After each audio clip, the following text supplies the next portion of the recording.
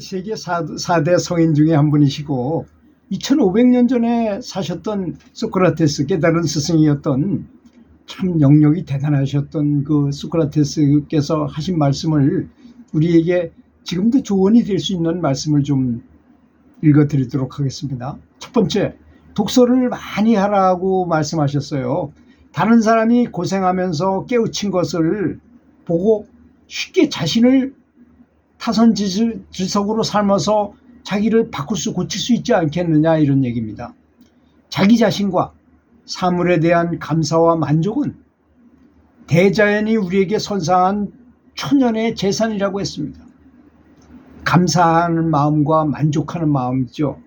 자기 자신에 대해서 만족하거나 또는 감사하는 것, 또 사물에 대해서 감사하는 것, 이런 만족은 대자연이 우리에게 선사한 천연의 재산이라고 말씀하셨어요. 많은 사람들이 살면서 쾌락을 추구하지만 결코 그 쾌락을 충분히 얻지 못하고 있다는 것입니다.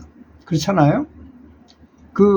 얼마나 사람들이 쾌락을 찾아다닙니까? 맛있는 거 먹으러 다니고 예쁜 이성 찾아다니고 높은 지위를 탐하고 돈을 많이 벌어서 다른 사람을 내 마음대로 부릴 수 있게 되기를 바라고 있어요. 그렇지만 그 쾌락을 충분히 얻지 못하고 있는 것이 실정이죠. 또 가정에 대한 말씀도 이번은 악초하고 같이 살았잖아요. 그 악초에 대한 말씀을 하셨어요. 말 타는 기술이 정말 좋아지게 하고 싶다면 세상에서 가장 타기 어렵고 사나운 말을 골라서 타야 된다고 했어요. 그러면 다른 어떤 사람을 만나더라도 쉽게 그 사람을 잘 다스릴 수 있지 않겠는가, 이런 말을 했어요. 근데 소크라테스께서 그 부인이 아주 악처이기만 했을까요? 저는 그렇게는 생각을 안 해요, 사실. 소크라테스는 아버지가 이 석수쟁이를 하셨어요. 돌을 깎고 뭐 하는 공장을 운영하셨다 그래요. 근데 이제 소크라테스를 물러줬는데 소크라테스는 그런 것에는 전혀 관심이 없어요. 진리나 찾고 다른 사람들하고 대화나 하고 이런 것만 좋아하니, 이 사람이 애도 많이 낳아가지고 부인이 얼마나 소크라테스가 미웠겠습니까? 그 공장도 자기가 운영해야 되고 뭐 모든 걸 다 하다 보니까 소크라테스가 정말로 저 진짜 나쁜 사람이라고 이렇게 생각을 했던 것 같아요. 그러니까 그 사람은 즉히 정상적인 사람이죠. 소크라테스는 완전히 세상을 달관해가지고 진리에 대해서 너무 알았던 분이고 그랬던 것 같아요. 그래서 그랬던 것 같고, 각자의 건강에 주의를 하라고 하셨습니다. 살이 분별이 있는 인간은 운동과 식사 문제에 주의를 해서 무엇이 자기에게 좋고 무엇이 자기에게 나쁜 것인가 하는 것을 자기 주치의보다 의사보다 이상으로 잘 알아야 된다고 했습니다. 자기 스스로 건강을 잘 지켜라, 이런 얘기죠. 그래야지 자기 몸을 잘 보존해서 공부할 수 있기 때문입니다. 또 누군가 나에게 결혼하는 편이 좋은가 아니면 하지 않는 편이 좋으냐고 묻는다면 나는 어느 쪽이나 다 후회할 거리라고 대답하겠다고 하셨어요. 내가 악처인 내 마누라를 견뎌낼 수 있다면 아마 이 세상에서 다루지 못할 사람은 없을 것이라고 생각한다고 그랬어요.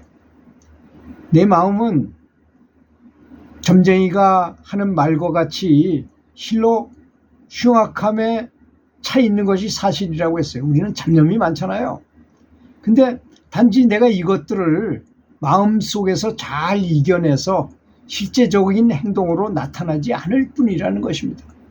우리는 어릴 때부터 저 힘센 사람이 있으면 저놈을 때려 엎어가지고 내 밑에 굴복시키고 싶고 그렇죠. 마음속으로는 다 그렇게 하죠. 예쁜 여자가 지나오면 저 여자를 어떻게 해서 내 아내로 삼아볼까 뭐 이런 생각도 하고 그러잖아요. 그래서 마음속에서는 그런 게 꿈틀거리지만 마음속으로 잘 이겨내서 실제적으로 행동에 나타나지 않을 뿐이다, 이렇게 말씀하셨어요. 교육받은 교양 있는 사람이란 환경의 지배를 받는 사람이 아니라 환경을 지배하는 사람을 의미한다. 교양 있는 사람이란 어떤 경우에도 용감하게 행동하고 지적으로 사리를 분별하며 생각하는 사람을 의미한다. 교양 있는 사람이란 쾌락을 절제하며 불행에 빠지지 않는 사람, 성공 때문에 명예를 더럽히지 않는 사람을 의미한다. 무지를 아는 것이 곧 지혜의 시작이다. 배부른 돼지보다는 나는 고뇌하는 인간이 되겠다, 이렇게 말씀하셨어요. 공자님은 오늘 아침에 돌을 깨다니면 저녁에 죽어도 여한이 없다고 말씀하셨잖아요. 지혜는 부자들을 더욱 더 아름답게 하고 아무리 가난한 집이라도 온화하게 하게 한다 그랬어요. 지혜가 가장 좋은 것이다, 이런 말씀이죠. 삶에 있어서 친구와 적은 있어야 한다고 이분은 말씀하셨어요. 친구는 충고를 할 것이고 적은 경고를 준다는 것입니다. 행복은 자기 자신 밖에서 구하려고 하고 그것을 찾으려는 사람은 그릇된 사람이다 말. 행복은 내 마음속에서 찾아야 된다는 거죠. 밖에서 찾는 사람은 그릇된 사람이라고 말씀하셨습니다.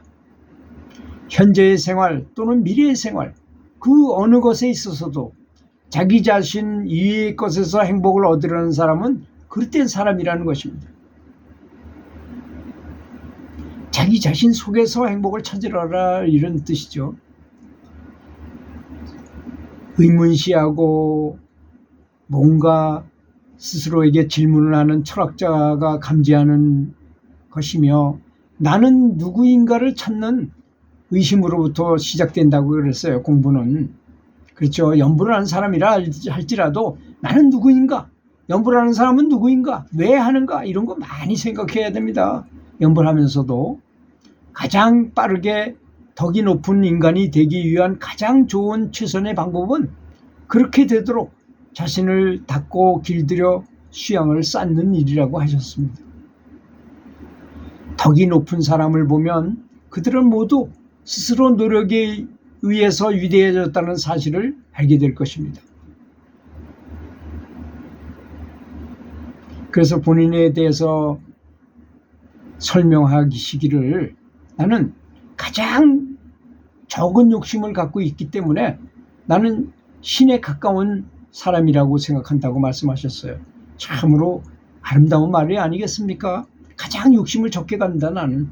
그분은 목욕도 잘 안 하시고 옷 한 벌 입으면 1년 내내 그 옷만 입고 다니시고 맨발로 걸어 다니시고, 사막을 다른 사람은 뜨거워서 가지 못한 건 맨발로도 막 걸어 다니셔.